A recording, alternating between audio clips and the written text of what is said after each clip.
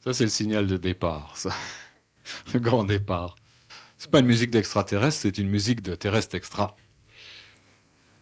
Alors, on a quelques petites secondes pour vous faire quelques annonces. D'abord, vous faire savoir que la prochaine conférence de Daniel Kemp, ce sera vendredi le 17, et que le titre en est Non aux hommes de bonne volonté.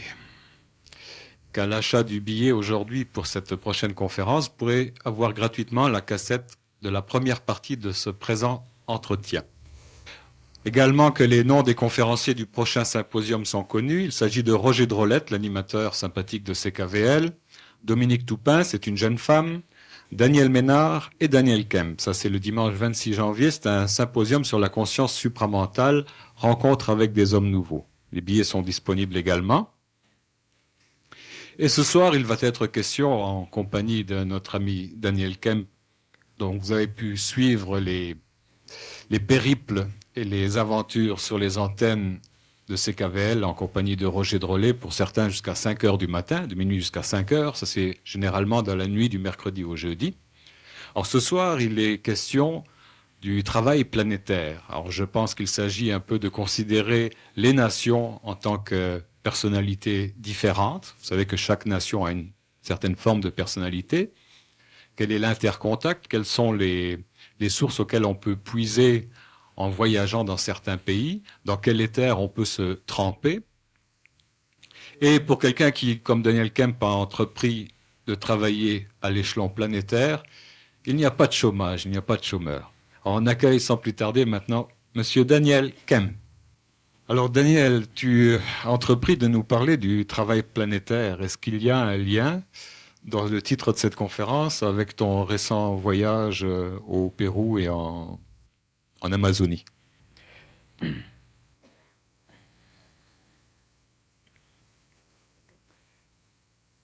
Effectivement, le voyage que j'ai fait en compagnie de 5 professeurs du PMC avait une relation étroite avec le travail planétaire, chose sur laquelle on va pouvoir s'étendre un peu ce soir.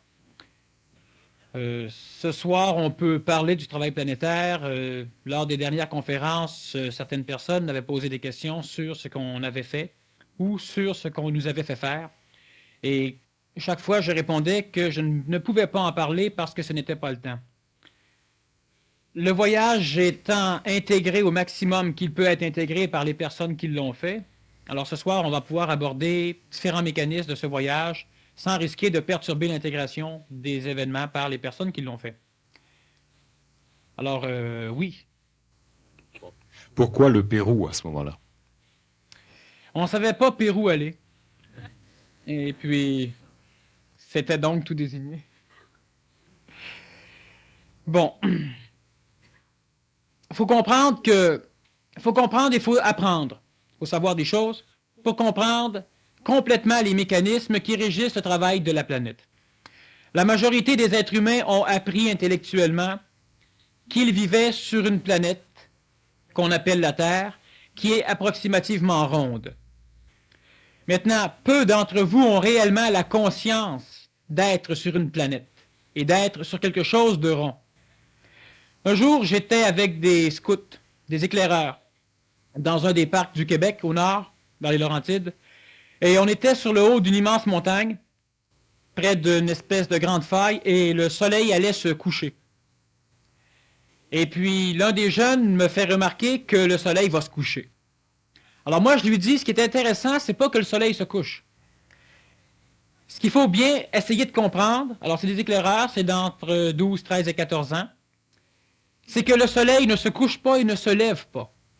C'est qu'en réalité, la planète Terre tourne. Et lorsqu'elle tourne, le soleil donne l'impression de voyager dans le sens opposé à la rotation de la Terre.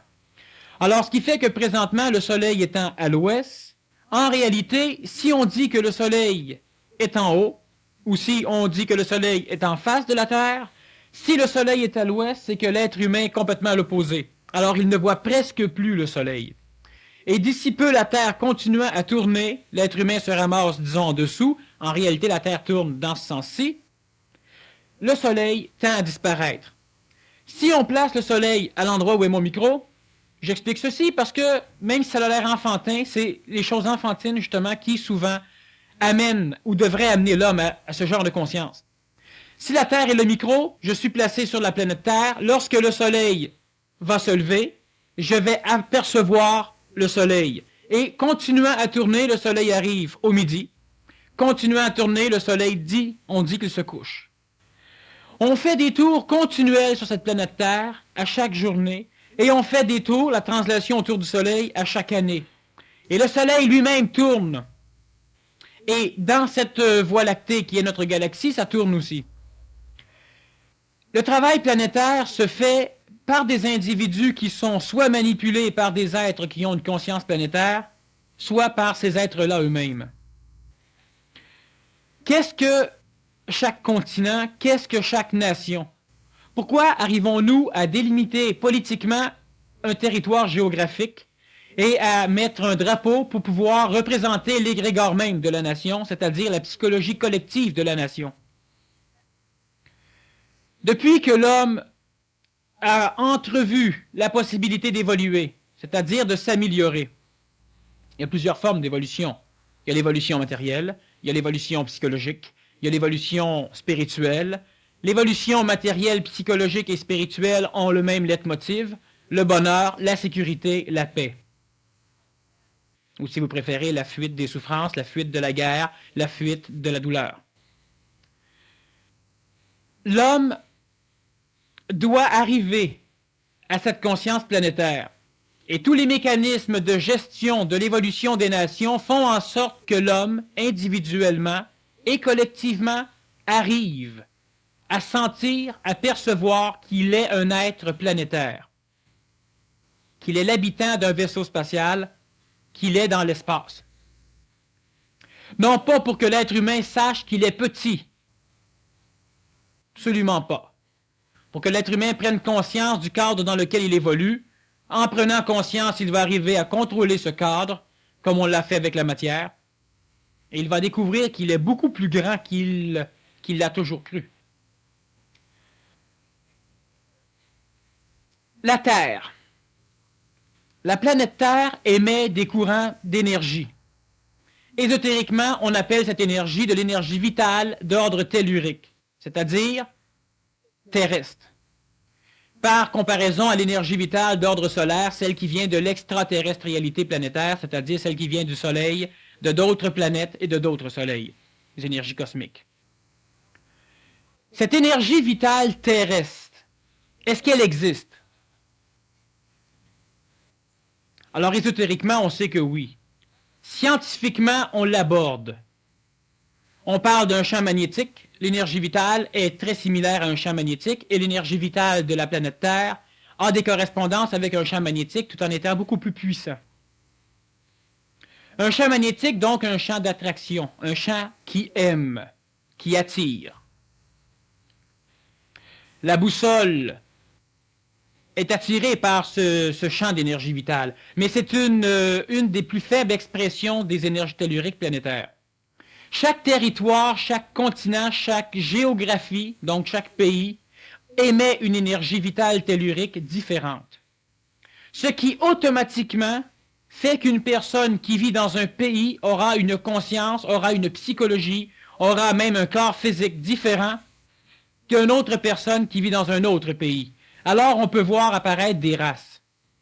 Des races non pas comme les races ésotériques, lorsqu'on parle de la 5e race mère, la race blanche, race neurologique et non pas race cutanée. Lorsqu'on parle de la 6e race mère, celle qui est en train de naître, au Québec en particulier, la race bleue, non pas bleu cutané, bleu neurologique.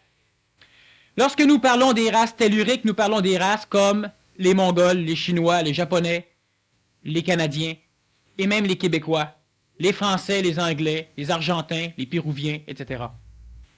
Qu'est-ce qui fait que d'une nation à une autre, on a une race légèrement différente ou totalement différente?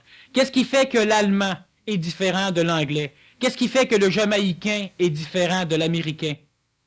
Alors on va dire le Jamaïcain est un Noir. Il est totalement différent de tous les Noirs, que ce soit des Noirs d'Haïti, que ce soit des Noirs de l'Afrique. Qu'est-ce qui crée ces tendances à la diversion? L'énergie tellurique qui sort d'un endroit. On connaît des régions particulières sur la planète Terre qui émettent énormément d'énergie tellurique. On a en Écosse un endroit qui est connu sous le nom de Finorm. On a aussi au Québec quelques régions qui en émettent. Je ne les nomme pas parce que certains pourraient s'y gorocher et ça serait une perte de temps. On a d'autres régions. Certains peuvent penser au triangle des Bermudes, certains peuvent penser au triangle du Pacifique, au triangle des mers du Japon, dans la mer de Chine, etc. L'énergie vitale, elle est connue de l'homme, d'une façon inconsciente pour la majorité des collectivités. Qu'est-ce qui fait que le grand monarque est capable à chaque année, depuis des milliers d'années, de partir du Québec et du Canada pour immigrer vers le Mexique? Bon, évidemment, je parle du grand monarque, tout le monde est perdu. Je parle du papillon, le monarque, le grand monarque. Le papillon orange qu'on voit ici, qui vit une dizaine d'années. Je ne parle pas du grand monarque ésotérique. Évidemment, vous aviez compris. Donc, ce grand monarque, comment fait-il pour partir d'ici et se diriger sans jamais se tromper vers les mêmes terres? Comment fait l'outarde? Comment font tous les oiseaux migrateurs qui partent d'une contrée dans une certaine époque et se dirigent mieux qu'un avion d'un endroit à un autre, et même jusqu'en hémisphère sud? Comment font les baleines? Comment font tous ces animaux qui n'ont pas rien d'électronique, aucun radar, rien pour les guider, pour être capables de suivre sans cesse les mêmes chemins? Et lorsqu'un courant d'énergie vitale est perturbé, ça fait que des centaines de baleines vont s'échouer sur une plage. Ça fait aussi que les outardes vont émigrer vers le nord à l'automne au lieu de se diriger vers le sud. Ça crée beaucoup de problèmes apparemment inexplicables par la science conventionnelle. Il est évident que dans certains cas, la pollution de l'eau peut obstruer certaines régions, certains orifices des baleines et empêcher ainsi la captation de ces énergies. Jusque-là, la biologie scientifique se rend. Les oiseaux, les baleines, les animaux vont se mettre sur ce méridien d'énergie vitale qu'ils connaissent bien de par leur vibration propre. Alors une baleine suit une énergie vitale qui est perceptible par elle, tandis qu'une outarde va suivre un autre genre de canalisation vitale ou de méridien. Lorsqu'elle est dessus, elle n'a qu'à se laisser guider. C'est-à-dire que lorsqu'elle en sort, elle le sait, alors elle revient. Elle fait comme l'avion. Je te vois scribouiller, tu as peut-être une question? Je voudrais savoir, moi, si tu peux répondre à cette question-là, pourquoi les civilisations se déplacent vers l'ouest continuellement? Est-ce qu'il y a un rapport avec ce que tu nous expliques? Les migrations des civilisations sont régies par les migrations des énergies telluriques. Lorsqu'une énergie qui appartient à une civilisation se déplace, la civilisation se déplace. Alors c'est ce qui a géré les migrations humaines partout sur la planète. C'est ce qui a permis la colonisation par le nord du Canada et des États-Unis. C'est aussi ce qui a permis la colonisation par le sud des Amériques, Amérique centrale et Amérique du Sud. C'est ce qui a permis l'extension d'une conscience tellurique psychologique propre à une région géographique à l'échelle de la planète. Les énergies se dirigent continuellement vers l'ouest à cause de la rotation de la planète Terre. Et on sait aussi que les continents grouillent et bougent. Mais les énergies telluriques ne sont pas nécessairement reliées au sol du continent. Elles transparaissent sur le continent ou dans un pays particulier. Mais étant donné la rotation planétaire, ces énergies prennent un recul. Alors automatiquement, elles se dirigent vers l'ouest et les êtres humains ont une tendance innée à se diriger, c'est-à-dire à être aspirés par les énergies. Là où la Terre a des bouches, là où elle peut parler à l'homme, l'homme se groupe. Là où l'énergie tellurique sort le plus de la planète Terre, là, l'homme va se grouper. Mais hélas, ces bouches sont les failles sismiques. Alors automatiquement, l'homme va construire la majorité de ces nations dans des régions où on rencontre énormément de tremblements de terre. Lorsque l'homme est capable de s'éloigner des bouches, c'est que l'homme commence à être suffisamment conscientisé planétairement, donc il n'a plus besoin de se rapprocher de cette sortie d'énergie vitale. Lorsque les Romains ont commencé à étendre leur pouvoir, lorsque Gengis Khan et Kubilai Khan, les Mongols, ont commencé à étendre leur pouvoir, lorsque les Espagnols, les Portugais, lorsque les Anglais et les Français ont voulu étendre leur pouvoir, lorsque une religion, quelle que soit la religion, que ce soit l'islam aujourd'hui ou que ce soit le catholicisme de l'époque, est prête à faire des guerres pour étendre son pouvoir, qu'est-ce qu'il veut faire ou qu'est-ce que le pays conquérant veut faire? Qu'est-ce qui génère chez l'homme cette quête? L'homme va migrer parce qu'il se sent mal, parce qu'il perd de cette énergie vitale, alors il va se diriger là où l'énergie vitale se dirige. Si pour cela il doit entrer en guerre contre une nation qui ne veut pas partir, il le fait. Mais l'extension de la conscience se fait de plus en plus chez l'homme. Et l'homme s'adapte psychologiquement. Alors automatiquement, lorsque l'homme découvre une contrée qui lui plaît, c'est qu'énergétiquement, vitalement, le décor, le paysage, les ondes de forme entrent en résonance avec lui. Pour étendre son schéma de conscience, il conquit. Il va encore se mettre en quête. Il va conquérir ses terres par la force, étant donné que ceux qui sont là ne veulent pas partir. C'est intelligent, c'est normal. C'est incompris par la majorité de l'humanité. On recherche la paix. Pour avoir la paix à l'échelle planétaire, il faut obligatoirement que toutes les énergies d'ordre tellurique qui créent une conscience particulière chez l'homme qui habite cette énergie puissent être mêlées à l'échelle de la planète. Alors automatiquement, on pourra voir naître un peuple planétaire qui n'aura plus besoin de restrictions nationales, politiques et militaires. Présentement, la race italienne a un égrégore très propre à elle. On connaît aussi le patriotisme français et américain. Lorsque ces drapeaux auront tombé, non pas par la guerre, lorsque les énergies qui permettent à l'homme d'être planétaire seront suffisamment répandues à l'échelle de la planète, soit par la migration créée par les guerres, donc par les fuites, soit par le voyage de l'homme à l'échelle de la planète. Et lorsque ces énergies seront suffisamment mélangées, on pourra assister à la naissance d'un peuple qui pourra alors être géré par un gouvernement.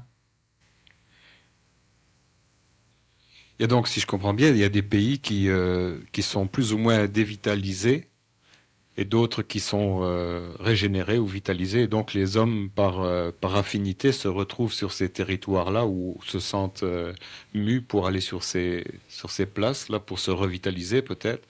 Maintenant, comment se fait-il qu'il y ait des peuples qui soient à caractère agressif et expansif, puis d'autres qui sont plutôt pacifiques? Est-ce que c'est encore en rapport avec les courants telluriques, ça? On a deux formes de courants qui viennent manipuler l'homme. Il y a évidemment un courant qui est d'ordre psychologique, donc d'ordre astral, la conscience collective, qui peut aussi être appelé le ciel dans l'antique religion. Et on a évidemment les énergies telluriques et les énergies solaires qui tendent aussi à former le corps de l'homme, donc qui vont obliger l'homme à réfléchir, c'est-à-dire à entrer en contact avec des énergies soit spirituelles, soit supramentales, d'une façon particulière.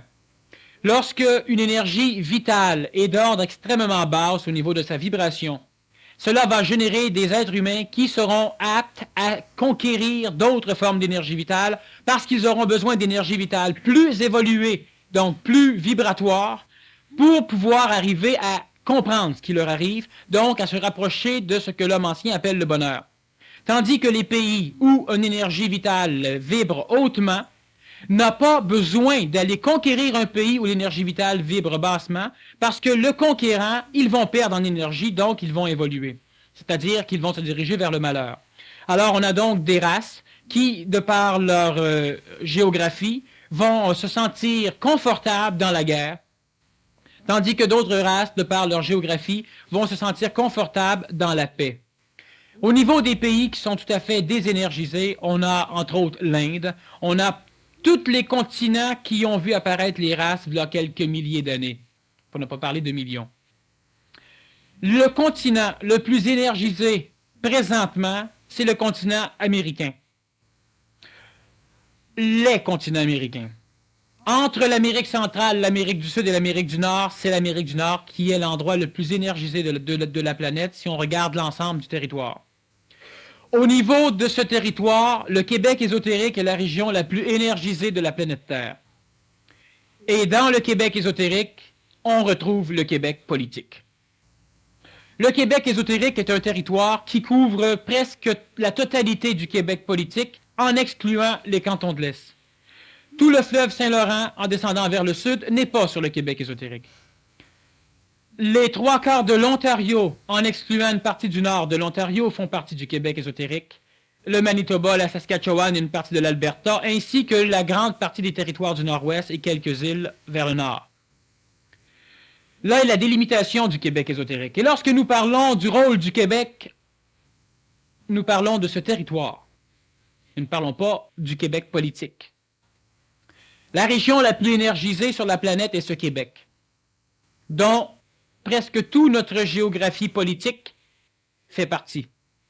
Et si on regarde d'autres régions planétaires, comme la République dominicaine, comme la Jamaïque, comme certaines îles en Polynésie, comme le Pérou, comme le Guatemala, comme le Mexique, comme d'autres régions sur la planète, certaines localités sont extrêmement énergisées parce que l'homme n'a presque jamais mis le pied là.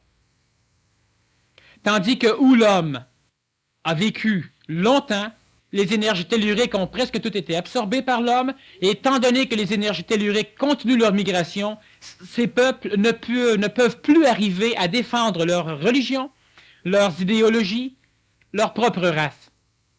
Si on regarde l'Inde, qui est un endroit géographique fini, si on regarde le Sahara, qui date bien avant l'Inde, qui est maintenant un désert, et si on regarde l'Égypte, qui s'en va, si on regarde toutes les nations, toutes les géographies nationales, qui un jour ont eu un empire, et qui maintenant, plus ça va, plus ça rempire, ils perdent continuellement en énergie, et deviennent de plus en plus belligérants, c'est-à-dire, ça devient des peuples guerriers. C'est normal, leur propre énergie vitale, qui leur permettait d'être de grandes nations, ayant migré vers d'autres pays deviennent des empires, tandis qu'eux autres, disons, on pourrait dire spirituellement, paient le karma de leur ancienne action. Les personnes qui voyagent, lorsqu'ils mettent le pied dans un pays, peuvent adorer la place. Parce qu'il y a une résonance vibratoire entre l'endroit où ils sont et eux-mêmes. D'autres personnes vont haïr, vont détester, ne pourront pas rester. Tout est question de résonance vibratoire au niveau de l'énergie vitale, surtout. Bon, peut-être une dernière question à propos des courants telluriques. Est-ce qu'on peut procéder par analogie et puis dire qu'il y a eu un temps où il existait une espèce d'acupuncture planétaire, dans le sens que si par analogie les courants telluriques sont un peu comme les méridiens du corps physique, supposons que la Terre est une planète vivante, un organisme vivant, est-ce qu'il n'y a pas eu une époque où on plantait des aiguilles, les menhirs? Ne supposons pas. Ok, alors. Le travail... Dans quel intérêt on plantait des menhirs, donc des aiguilles? Bon. L'une des grosses parties du travail planétaire de l'homme nouveau va être cette acupuncture planétaire. Et dans l'Antiquité, certaines personnes, certains groupements, hautement ésotériques en ce sens qu'ils étaient cachés, ont aussi participé à cette poncturation planétaire.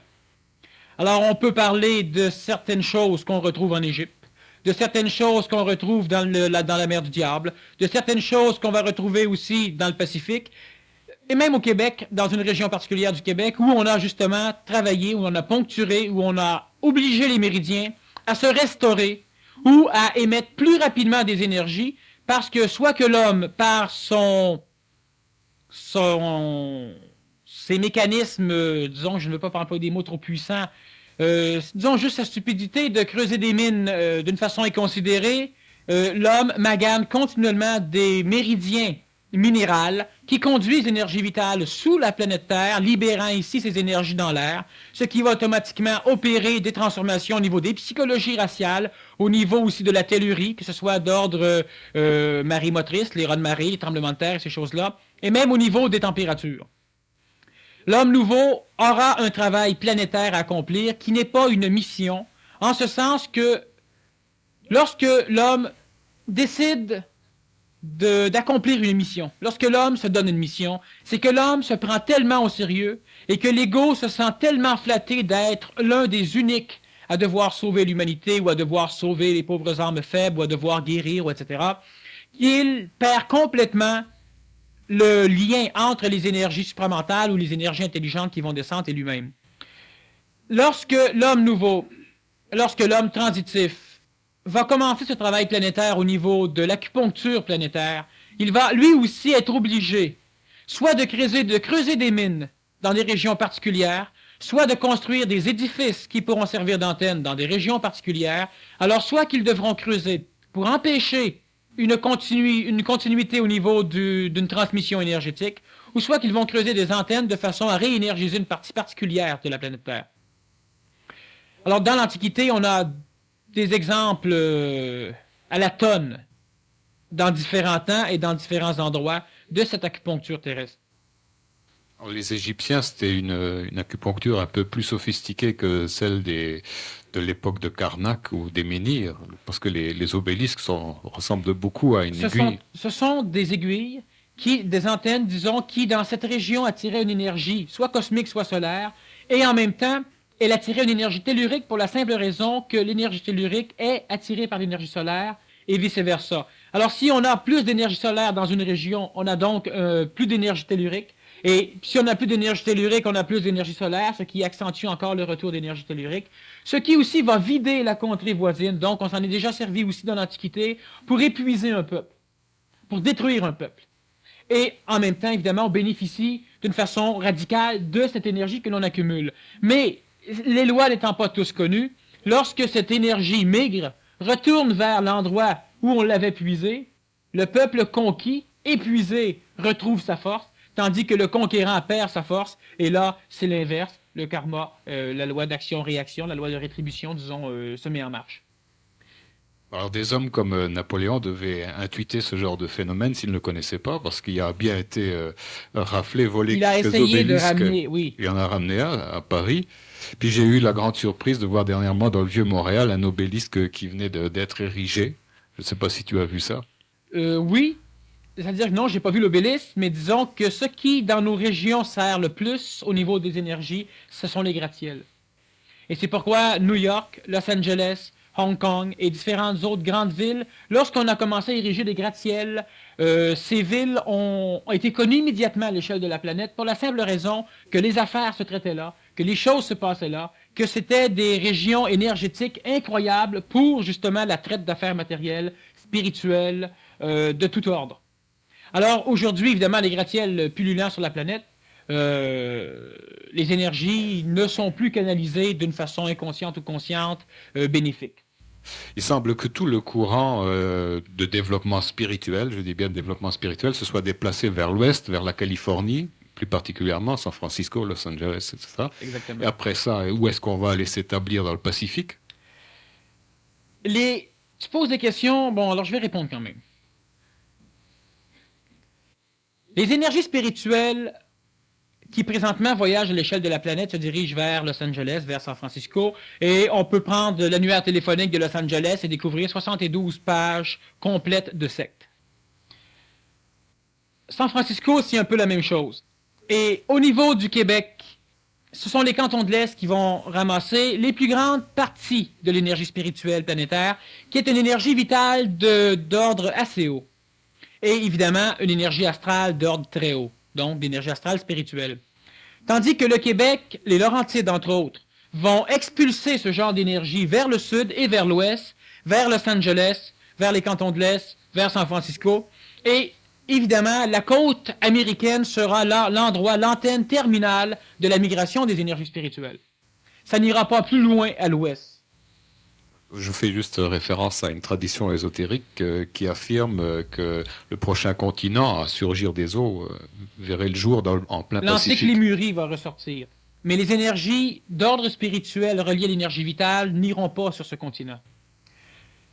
Dans la tradition, vu que tu parles, disons, de tradition, on sait qu'une région particulière du globe terrestre, une région qui ne bouge pas lors de tremblements de terre et de cataclysmes, une région qui a porté le nom de Terre Blanche dans l'Antiquité, a toujours été une terre réceptrice de la plus haute évolution d'une humanité avant des catastrophes ou des apocalypses.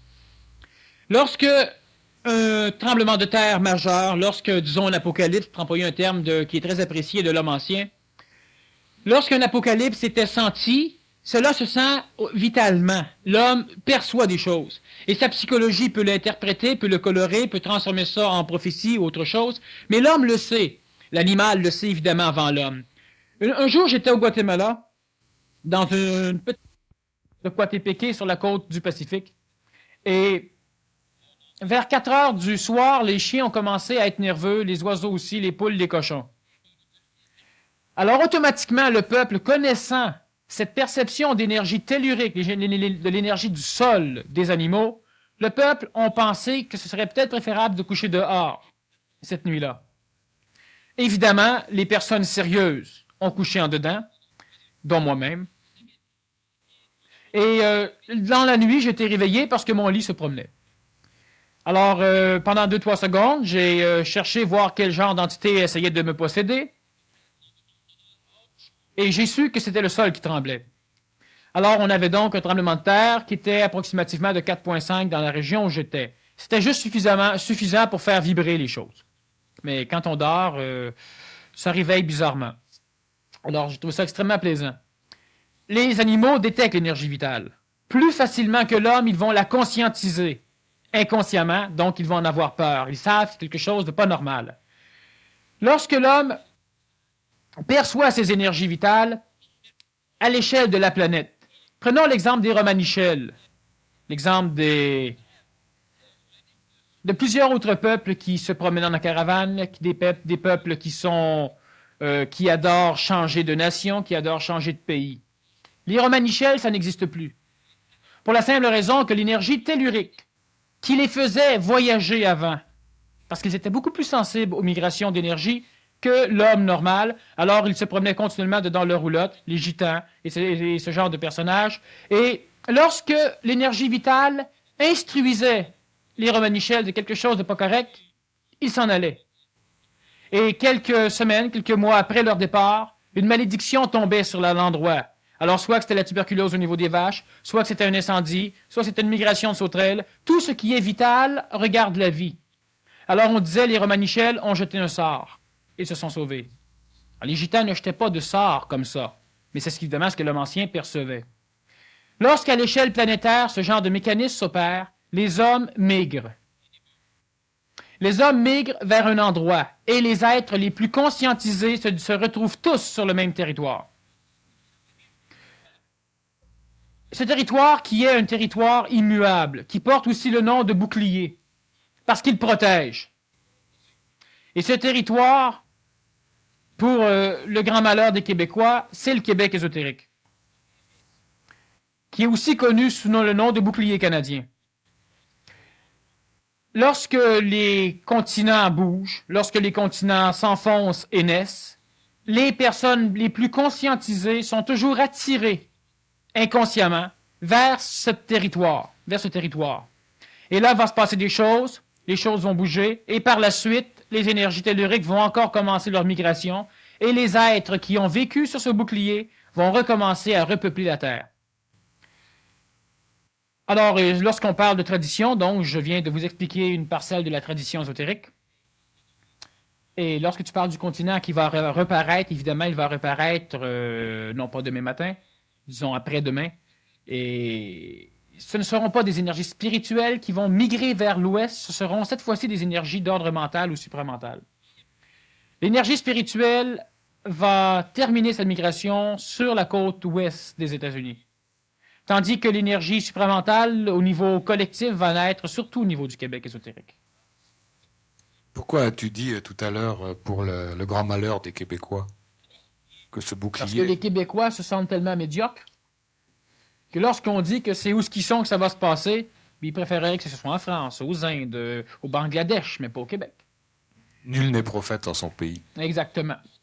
Alors ça fait hypocritement mieux passer la chose. Parce qu'effectivement, le peuple québécois ésotérique, alors il y a des Québécois qui sacent le camp, qui s'en vont. Il y a des Ontariens qui s'en vont. Il y a du monde qui migre à l'extérieur du bouclier, c'est normal. Et il y a des personnes qui se dirigent vers ce bouclier. Alors, certaines personnes vont dire, ben oui, mais pourquoi nous autres? Ben, c'est ça. Pourquoi pas vous autres? Bon. Et puis, c'est pour ça que je disais ça. Bon, quel rapport y a-t-il entre le travail planétaire et puis ton voyage au Pérou, finalement? Maintenant qu'on a compris l'affaire des énergies telluriques. Bon. Deux choses avant d'aborder le travail planétaire et le voyage. Certains êtres humains auront obligatoirement la soif de voyager et voyageront. Tandis que d'autres êtres humains ne voyageront jamais et n'en auront pas besoin. Ceux qui auront à voyager accompliront un travail planétaire. Et ceux qui ne voyageront pas vont aussi en accomplir un. Je dis ceci simplement pour pas qu'une personne comprenne tout de travers et se dise « Oui, mais moi, je ne peux pas voyager. Ça veut dire que moi, comme à un moment donné, lorsqu'on parlait de la transmission de l'évolution par la génétique, et lorsque j'avais dit dans la conférence « La conception de l'enfant » qu'il était plus intelligent que les parents s'améliorent suffisamment avant d'engendrer un enfant. De cette façon, l'enfant naissait amélioré lui aussi. Alors, les personnes qui étaient stériles ont pensé que leur vie servait à rien parce qu'ils ne pouvaient pas transmettre leur propre évolution par la génétique. Donc, ils ne pouvaient pas transmettre leur évolution. Et j'avais pourtant dit à cette conférence que que deux choses viennent influencer la transmission de l'évolution. Il y a la génétique et il y a le milieu, c'est-à-dire l'instruction. On peut appeler ça l'éducation, si vous voulez. Alors, une personne qui n'a pas d'enfant peut transmettre son évolution par l'instruction. Tandis qu'une personne qui a un enfant la transmet automatiquement génétiquement. Il faut comprendre ce que je dis et non pas comprendre ce que, de temps en temps, l'ego veut comprendre. Le travail planétaire nécessite que certains êtres humains partent d'une région particulière, en l'occurrence de ce Québec ésotérique, ce que certains de nos anciens ministres ont fait. Et doivent, ces personnages, aller dans des régions hautement énergisés pour pouvoir deux choses. Certains d'entre eux iront dans certaines de ces régions pour pouvoir avoir la paix à l'intérieur d'eux-mêmes. C'est-à-dire que, étant de naissance réincarnative, de connotation raciale différente, ils devront à un moment donné faire un retour sur la Terre où ils ont déjà connu le monde pour pouvoir apaiser l'insécurité des égos réincarnatifs, donc des réincarnations pluralitaires chez la même personne, de façon à ce que ceux-ci se deviennent suffisamment énergisés pour que la fusion psychologique à l'intérieur d'un être humain se fasse et s'accomplisse complètement. Cela veut dire que lorsqu'une personne est de temps en temps en colère, de temps en temps joyeuse, de temps en temps ci, de temps en temps ça, lorsqu'une personne normale a de la difficulté à se connaître et à se retrouver, certains de ces personnages, lorsqu'ils voyageront dans des pays où ils sont attirés, certains veulent aller en Grèce. Pourquoi? Il me semble que j'aimerais ça aller en Grèce. Voilà, ben va en Grèce. D'autres vont aller ailleurs, d'autres vont à Paris, d'autres vont à Londres. Et on va dire, mais qu'est-ce que tu vas faire à Londres? Il n'y a rien à voir à Londres, tu es bien mieux d'aller en Égypte. Non, c'est faux. Parce que certains vont à Londres et reviennent paisibles. D'autres vont en Égypte et reviennent paisibles. Et évidemment, il y a le touriste qui voyage, mais qui n'a aucun rapport avec ce genre de travail personnel. Lorsque moi j'ai été au Mexique, lorsque moi j'ai été au Guatemala, lorsque j'ai été au Honduras, lorsque j'ai été au Pérou, lorsque j'ai fait aussi un peu les États-Unis, c'était surtout pour pouvoir reconnaître des énergies telluriques que je connaissais déjà. À un moment donné, j'étais avec une Allemande dans la forêt vierge du Pétain à Tikal. C'était la première fois que je mettais les pieds dans cette région.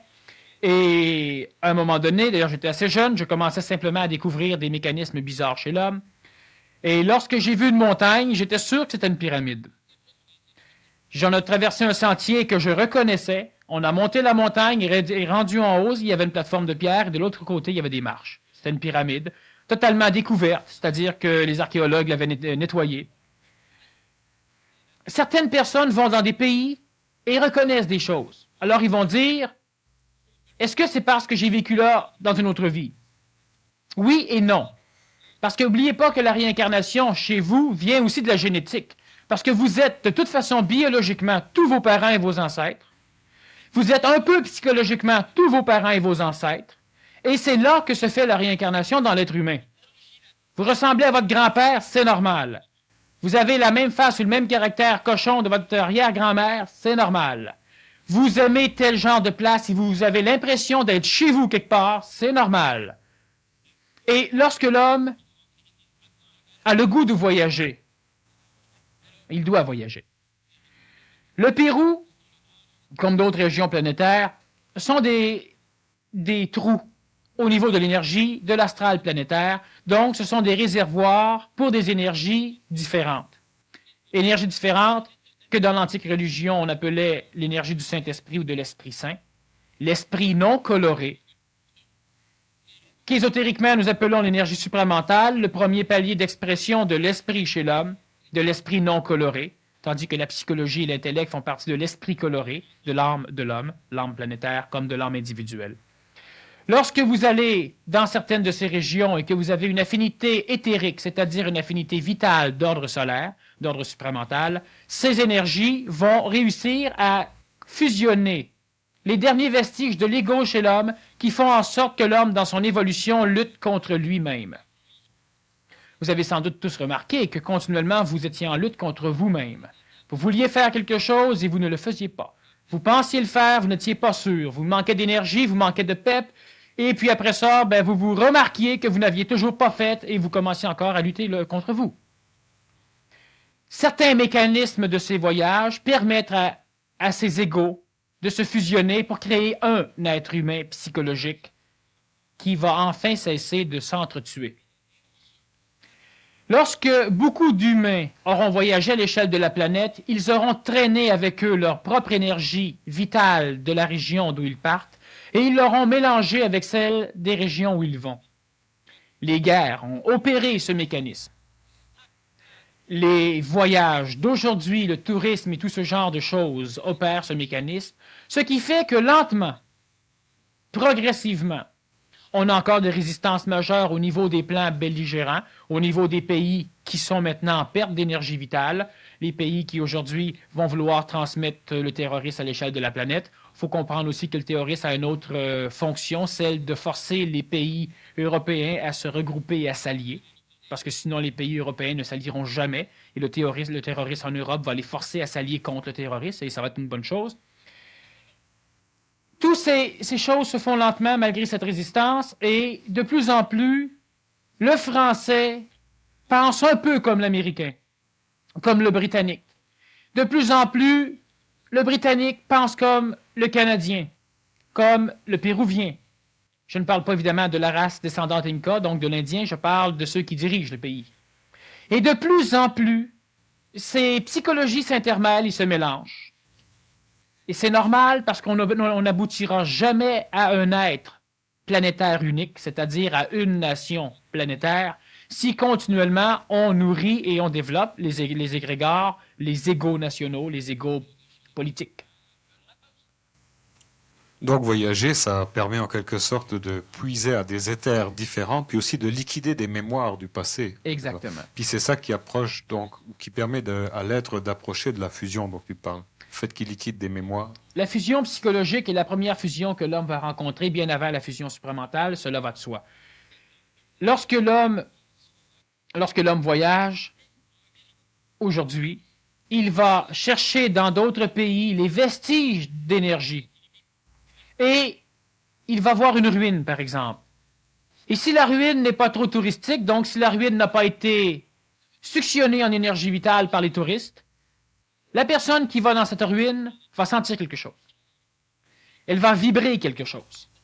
Et c'est ce mécanisme qui est important chez la personne. Qu'elle ne comprenne pas ou qu'elle comprenne, ça n'a pas d'importance. Elle va là et elle sent quelque chose et c'est parfait. Lorsqu'on va dans une ruine qui a été sucée par les touristes, c'est-à-dire vous allez dans l'acropole, par exemple, dans une des acropoles en Grèce, et approchant du Parthénon, vous allez dedans et vous ne sentez rien. À part peut-être l'urine. Bon, vous allez remarquer, les vieilles ruines sentent l'urine. Hein? Tu as déjà vu l'Égypte? Bon. Alors, vous ne sentez rien. Il n'y a rien à sentir. Tous les touristes sont passés et ont simplement absorbé inconsciemment, involontairement les énergies vitales de là, de cette région, de cette ruine. J'ai été dans la jungle et j'ai déjà découvert d'autres ruines. Quand je parle découvert, c'est qu'ils étaient couvertes, donc les arbres sont dessus, les végétations sont dessus et on ne les voit pas. Et c'est différent. Vous couchez une nuit dans ces ruines, puis vous voyagez dans le temps. Lorsque vous pénétrez dans un cimetière, dépendant du cimetière ou dépendant de l'église, par exemple, dans une vieille église, vous ramassez une énergie vitale différente.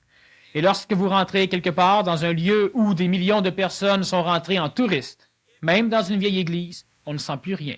Et si ce sont des fidèles qui pénètrent, on sent toujours. Alors donc, cette énergie, lorsque l'homme voyage, il récupère des parcelles pour finaliser sa fusion psychologique, donc trouver la paix à l'intérieur, au niveau de sa psychologie, évidemment. Et en plus, il amène avec lui les énergies du Québec, les énergies de ce Québec ésotérique, dans l'autre place, et il laisse des traces en arrière de lui qui vont évidemment être perçues par ceux qui devront migrer vers le Québec. Ce travail se fait à l'insu des voyageurs. Certains le savent, certains voyagent pour se réénergiser, certains voyagent pour énergiser. C'est des choses qui ne sont pas des missions pour la simple raison que c'est nécessaire. Alors, la personne qui voyage accomplit quelque chose, et elle, quand elle revient, elle se sent mieux. Certains voyagent et reviennent, se sentent plus mal. Mais ça, c'est simplement en rapport avec les mécanismes que j'ai expliqués la semaine dernière et la semaine d'avant. L'oubli des forces psychologiques, disons, bassement vibratoires chez l'homme, l'oubli des forces psychologiques qui, à un moment donné, vont s'exprimer dans le corps physique en le rendant malade, étant donné que l'homme, à un moment donné, détruit sa spiritualité. Et la spiritualité étant le seul moyen que l'homme a d'arriver à être en contact avec ce que l'homme peut appeler le mal chez lui. Alors, détruisant sa force spirituelle lorsque l'homme devient suffisamment intellectuel ou mental, ou l'homme devient, disons, rentre dans cette nouvelle conscience, les mécanismes que l'homme a oubliés chez lui, comme j'expliquais, l'homme est souvent pressé à détruire le Dieu chez lui, mais oublie toujours de détruire les forces reliées à ce Dieu, les forces que l'homme appelle Satan ou le diable. Parce que lorsqu'on croit avoir démoli Dieu, lorsqu'on se rend compte que Dieu n'existe peut-être pas comme on le pensait, eh bien, on pense que tout est réglé. Et à un moment donné, la personne, elle est consciente, tout va bien, et la personne, elle est malade. Alors donc, ces personnes qui vont dans ces pays peuvent aussi finaliser ce genre de fusion qui doivent obligatoirement être faites chez l'homme. Certaines autres personnes n'auront qu'à côtoyer les personnes qui voyagent ou simplement n'auront qu'à voyager dans leur propre pays, dans leur propre localité, pour arriver à parfaire cette fusion. Donc, le voyage n'est pas essentiel pour tout le monde. Quelle différence fais-tu entre donc ces espèces de touristes conscients et les missionnaires de la religion qui étaient en quelque sorte des éclaireurs qui invitaient les gens à participer à leur conscience spirituelle? Mais c'est la même chose. L'homme a toujours besoin, les nations, les religions, dans l'Antiquité, c'était la religion catholique. Aujourd'hui, c'est beaucoup plus l'islam qui tend à s'étendre à l'échelle planétaire et un peu, évidemment, l'athéisme communiste.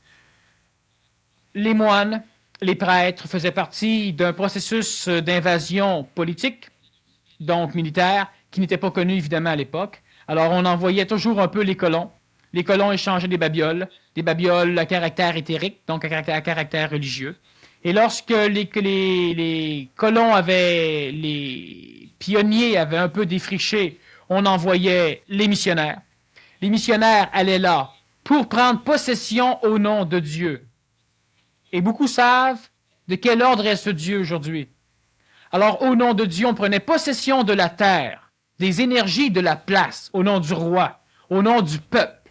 On plaçait le drapeau et on transformait immédiatement la psychologie des colonisés parce que l'énergie, par exemple, de l'Espagne ou de l'Italie, devait être transférée dans le nouveau territoire. Il ne fallait pas que l'inverse s'opère. Et une fois que les missionnaires avaient suffisamment été transfusés de leur propre énergie spirituelle, on faisait venir l'armée qui pouvait maintenant massacrer le peuple qui avait appris à tendre l'autre joue. Alors on colonisait d'une façon assez facile. Les missionnaires, comme les voyageurs d'aujourd'hui, sont des personnages qui amènent de leur propre énergie. Et à Iquitos, sur le bord de l'Amazonie, on a rencontré un missionnaire qui était là depuis 45 ans, qui était un prêtre, un franciscain, je crois, marié, incognito, à une femme de 80 quelques années. Il vivait sur une île en plein milieu de l'Amazone. Et lui-même avoue qu'il est venu pour tout transformer, Sauf que dans l'Amazonie, les énergies vitales sont extrêmement puissantes, étant donné que l'homme n'a pas réussi à en prendre possession. Et le missionnaire avoue que c'est le territoire qui l'a transformé. Beaucoup de missionnaires ont été transformés, ont été transmutés par l'énergie vitale d'une région où ils allaient. Un missionnaire, un jour en Polynésie, rentrant dans son église, une église de paille, voit 2 Polynésiens en train de faire l'amour sur le seuil de son église. Alors évidemment, il sort tout ce qu'il a comme morceau de bois à côté de lui et rentre dans le paquet en tapant un peu partout, en les traitant de Satan et de tout ça. Et la religion catholique a pris un recul en Polynésie à cette époque parce que les Polynésiens n'en sont jamais arrivés à accepter un Dieu qui ne pouvait pas comprendre l'amour. Alors, les moines, les missionnaires ont toujours essayé d'étendre leur propre énergie vitale et spirituelle à l'échelle des autres pays. C'est normal, c'est la conquête. Et lorsque l'Église, et l'Église c'est une chose extrêmement puissante, c'est une chose qui est extrêmement organisée, et qui a évidemment la possibilité de programmer. C'est normal, c'est nécessaire, comme la politique d'ailleurs. L'Église sait des choses que les fidèles ignorent souvent, et c'est bien qu'il en soit ainsi. Si on prend, je donne un petit exemple, l'exemple de la réincarnation, lorsque on a interdit d'enseigner la réincarnation à l'échelle collective lors du Concile de Vatican II, l'Église n'a jamais refusé la réincarnation. Elle en a interdit l'enseignement. Parce qu'à cette époque, et depuis longtemps déjà, l'homme connaissait les mécanismes de la réincarnation. Lorsqu'on va lire, par exemple, la Bible, où un bonhomme va demander à ses fidèles, « Qui est Jean le Baptiste? Est-il un tel? Est-il un tel? » Alors il se demande si ce n'est pas quelqu'un qui a déjà vécu, qui serait là. Et lorsqu'on rencontre Lazare, est-il Jean le Baptiste? Et lorsqu'on rencontre le Nazaréen, est-il un tel? Est-il un tel? Alors même dans la Bible, on parle des mécanismes même de la réincarnation. Pourquoi on l'a interdit? Parce que l'homme était trop imbécile. Parce que les Japonais comprenaient un peu mieux. Les Chinois un peu mieux. La race blanche, non. Qu'est-ce qui se passait? Ben, c'était pas compliqué. C'est que l'homme faisait des orgies. L'homme faisait la guerre. L'homme s'amusait. Parce que dans son autre vie, il pourrait se reprendre. Alors, interdisant l'enseignement de la réincarnation et obligeant l'enseignement même que l'homme doit sauver son âme dans cette vie-ci, parce qu'après sa mort, il a le choix entre le paradis ou l'enfer. Alors les hommes ont cessé de remettre à plus tard ce qu'ils pouvaient faire aujourd'hui. Et ils ont commencé à embarquer un peu plus dans ce processus d'évolution. Alors ça paraît toujours stupide, l'Église sait ce qu'elle fait, même si elle ne le dit pas. Lorsque les moines, lorsque les missionnaires ont commencé à se propager à l'échelle planétaire, c'est qu'il fallait arriver à mettre la main sur tout ce qui est continental, tout ce qui est national, de façon à ce que lorsque les migrations d'énergie vont se faire, que l'Église est toujours l'apanage de l'Empire, étant donné qu'elle aura toujours des antennes humaines, là où l'énergie va aller. Alors c'est donc tout à fait logique que les grandes forces ecclésiastiques, les Églises, que ce soit l'islam, que ce soit le bouddhisme, que ce soit l'athéisme communiste, que ce soit le catholicisme, essaient continuellement de s'étendre à l'échelle planétaire pour pouvoir avoir le monopole des premiers absorbants des migrations d'énergie tellurique. Alors, on fait un peu la même chose aujourd'hui, sauf que ces énergies ont une tendance innée à se diriger vers le nord, vers l'ouest, et ils vont tout être arrêtés au niveau du Québec, au niveau des énergies globales vitales, et au niveau des énergies vitalo-spirituelles ou vitalo-astrales, ils vont se diriger vers les côtes américaines. Pour des raisons telluriques. Maintenant, est-ce qu'il est nécessaire dans ce genre de travail de missionnariat, par exemple pour les religieux, est-ce qu'il est nécessaire de vouloir convaincre à tout prix les peuplades que l'on rencontre, les indigènes ou les primitifs soi-disant, là, du bonheur occidental? Et déjà cette question-là. C'est-à-dire que lorsque l'énergie vitale particulière à ta propre race pénètre le territoire d'une autre nation, quand je parle de race, disons parlons de nation, et qu'elle va s'exprimer là où le peuple vit. Toi, si tu pénètres dans ce peuple pour aller chercher de cette énergie, à la longue, tu vas finir par t'adapter à ce peuple. Tu vas donc être assimilé par le peuple. Et c'est tout à fait normal que tu sois assimilé par le peuple. Je ne sais pas s'il y a des personnes qui viennent de d'autres pays, ce qu'on appelle des immigrés, ici dans la salle, ou qui à un moment donné vont écouter. La pire farce que l'immigré fait, c'est qu'il ne veut pas s'adapter. Alors on a un Chinatown, alors on a une culture italienne, une culture grecque, une culture, etc. dans un territoire comme le Canada, comme les États-Unis, comme la France, etc. C'est la pire chose, parce que la personne, elle migre, elle amène avec elle ses propres énergies vitales qu'elle essaie de reconstituer dans sa région. Elle amène aussi ses propres énergies spirituelles et psychologiques qu'elle va essayer de reconstituer dans la nouvelle région, alors que l'énergie vitale et psychologique de l'endroit va continuellement lutter contre. Alors ces personnages vont devoir se grouper en clans pour pouvoir accumuler leurs propres énergies telluriques ensemble de façon à créer une espèce de pouvoir, de puissance, qui pourra essayer de réfréner l'invasion des énergies de la place. Alors ils sont malheureux, ils ont continuellement peur de perdre leurs propres traditions. Les traditions, c'est bon seulement lorsque ce n'est pas une tradition. Lorsque vous le vivez et que c'est normal, c'est bon. Lorsque ça devient une tradition qu'on répète, pour essayer de conserver ces énergies ancestrales, ça devient un frein. Parce qu'on ne peut pas connaître la beauté d'un territoire si on amène le nôtre dedans. Bon, alors on a voyagé souvent, et lorsqu'on voyage, on visite un autre pays, on est là, et puis on va dire, as-tu vu comment ils font ça ici? As-tu vu comment c'est niaiseux? Oui, et le Français va dire, ah, mais chez nous en France, on fait pas ça comme ça. Et ici, on va rire du Français, tandis que le Québécois, lorsqu'il voyage, il fait la même chose. Sauf que lui, il dit, tabarnak, as-tu vu comment ils sont niaiseux? C'est la même chose. Pourquoi? Parce qu'on est là et on refuse d'embarquer dedans leurs propres énergies, alors ce qui fait que tu les regardes faire et c'est normal. C'est tout à fait normal de vendre des pommes en plein milieu de la rue et demander au chauffeur d'autobus de passer à côté de ses pommes. Puis le chauffeur vient se stationner à côté, puis là, tout le diesel d'exhaust revole dans les pommes. Et là, je trouve ça merveilleux, ça chasse les mouches. Et puis, tout est parfait. Alors, quand tu t'intègres, ben, ça devient normal.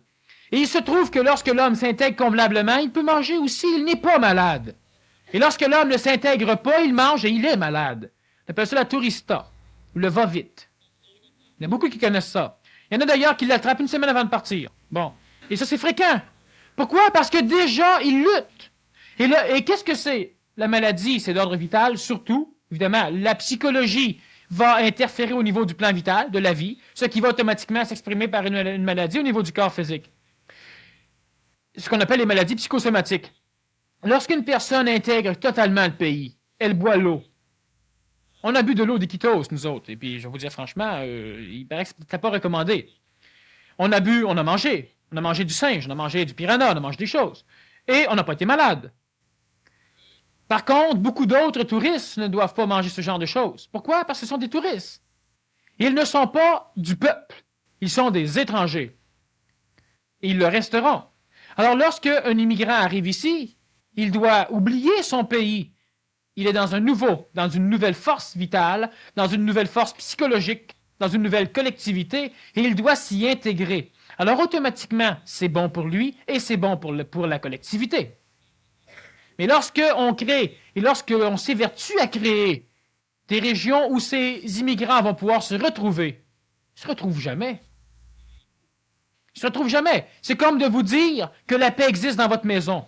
Et quand vous sortez, vous avez toujours l'inverse. C'est pas grave. La paix existe dans votre maison et restez dedans votre maison. Alors la paix existe, mais la paix n'existe pas. Et continuellement, vous avez peur que l'extérieur rentre chez vous. Et c'est ce qui se passe lorsque l'immigrant arrive et se forme un clan. Donc, que ce soit par le biais du tourisme ou de l'immigration, pour bien s'intégrer dans un pays, il faut être libre dans son mental, finalement, dans sa tête. Tu vas au Pérou, sois péruvien. Tu vas à Rome, sois romain. Et lorsque tu arrives à être planétaire, partout où tu vas, tu es bien. Tu te reconnais. Évidemment, les Péruviens de certaines places, ton énergie ne leur fait pas. Alors, ça va rire de toi. Ça va t'indiquer des faux chemins. Comme c'est arrivé à certains de ceux qui m'ont accompagné, qui ont resté 2 heures sous une pluie froide à 0 degré et à 20 000 pieds dans les Andes à attendre un autobus qui ne passait pas par là. Bon, ils ont appris des choses. Mais la personne se sent bien. Elle n'a pas peur. Tout est normal. Tu intègres la région. Et le touriste n'intègre jamais la région. On a marché dans la jungle avec 2 Australiens. Eux autres étaient en relinchou, tandis que nous étions en botte de marche. Et dans la jungle, il y a des endroits secs, il y a des endroits humides, il y a des endroits mouillés. Et à un moment donné, on s'est perdu avec le guide. Alors, depuis une demi-heure qu'on savait, nous, qu'on tournait en rond, Puis le guide était très, très, très diplomate. Il nous montrait encore les plantes et les arbres. Et quand il a commencé à nous remontrer les mêmes arbres, ben là, on savait, nous, que le guide savait plus ce qu'il allait.